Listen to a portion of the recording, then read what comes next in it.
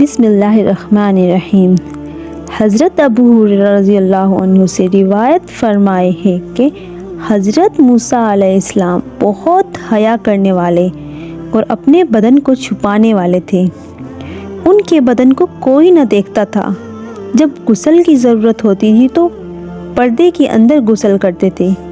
ان کی قوم بنی اسرائیل میں عام طور پر یہ رواج تھا کہ مرد سب کے سامنے ننگے ہو کر نہاتے تھے، تو بعض بنی اسرائیل کہنے لگے، موسیٰ علیہ السلام جو کسی کے سامنے نہیں نہاتے، اس کا سبب یہ ہے کہ ان کے بدن میں کوئی عیب ہے، یا تو برص یا خاصیتین سے بہت بڑے ہوئے ہیں، یا کوئی اور آفت ہے۔ اللہ تعالیٰ نے ارادہ فرمایا کہ موسیٰ علیہ السلام کی اس طرح کے عیبوں سے برات کا اظہار فرما دے۔ ایک روز موسیٰ علیہ السلام نے خلوت میں غسل کرنے کے لیے اپنے کپڑے اتار کر ایک پتھر پر رکھ دیے۔ جب غسل سے فارغ ہوئے، اپنے کپڑے لینا چاہا تو یہ پتھر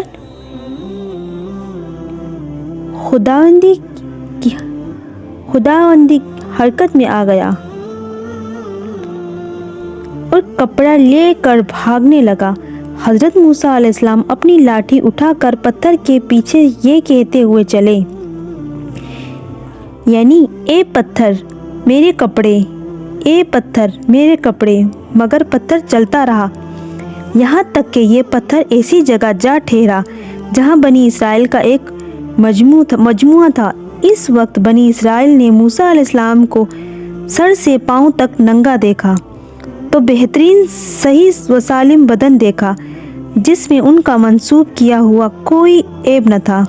اسی طرح اللہ تعالیٰ نے موسیٰ علیہ السلام کی برات ان عیوب سے سب کے سامنے ظاہر فرما دی۔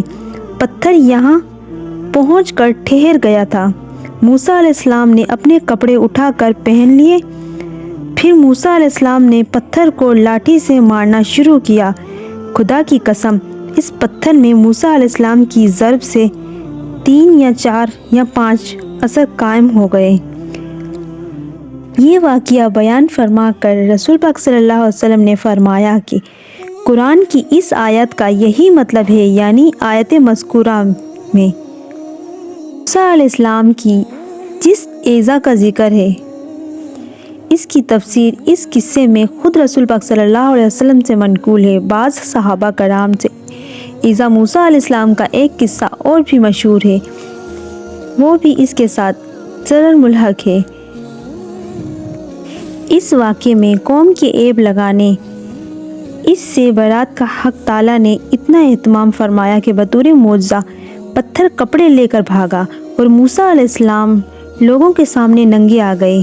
یہ اہتمام اس کی نشاندہی کرتا ہے کہ حق تعالیٰ اپنے انبیاء کے اجسام کو بھی قابل نفرت و تحقیر عیوب سے عموماً پاک اور بری رکھتا ہے، جیسا کہ حدیث بخاری سے یہ بات ثابت ہے کہ انبیاء سب کے سب اعلیٰ نسب میں پیدا کیے گئے، کیونکہ عرفاً جس نسب اور خاندان کو لوگ حقیر سمجھتے ہوں، اس کی بات سننے ماننے کے لیے تیار ہونا مشکل ہے۔ اسی طرح تاریخ انبیاء میں کسی پیغمبر کا نابینا، بہرا، گونگا، ہاتھ پاؤں سے معذور ہونا ثابت نہیں ہے۔ حضرت ایوب علیہ السلام کے واقعے سے اس پر اعتراض نہیں ہو سکتا کہ وہ بحکمت خداوندی ایک خاص امتحان کے لیے چند روز تکلیف تھی، پھر ختم کر دی گئی۔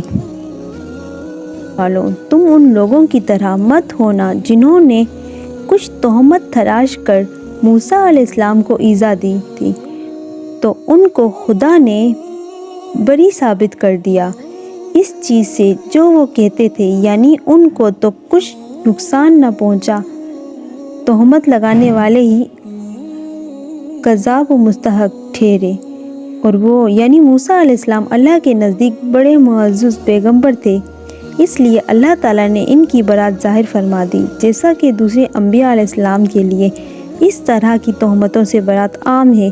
مطلب یہ ہے کہ تم رسول صلی اللہ علیہ وسلم کی مخالفت کر کے ان کو ایذا نہ دینا، کیونکہ ان کی مخالفت اللہ کی مخالفت ہے۔ ورنہ اس کے نتیجے میں تم خود اپنا ہی نقصان کر لو گے۔ اس لیے ہر کام میں اللہ اور رسول کی اطاعت کرنا، جس کا حکم آگے آتا ہے، اے ایمان والوں، اللہ سے ڈرو، یعنی ہر امر میں اس کی اطاعت کرو۔ امید کرتے ہیں کہ ہماری آج کی معلوماتی ویڈیو آپ کو بہت پسند آئی ہوگی۔ لائک کیجیے گا، شیئر کیجیے گا، اور ہاں، اس طرح کی مزید اسلامک معلومات کے لیے ہمارے چینل وظائف اعمال کو ضرور سبسکرائب کیجیے گا۔ ہم ملتے ہیں ایک نئی ویڈیو کے ساتھ۔ اپنا بہت سا خیال رکھیے گا۔ اللہ نگہبان۔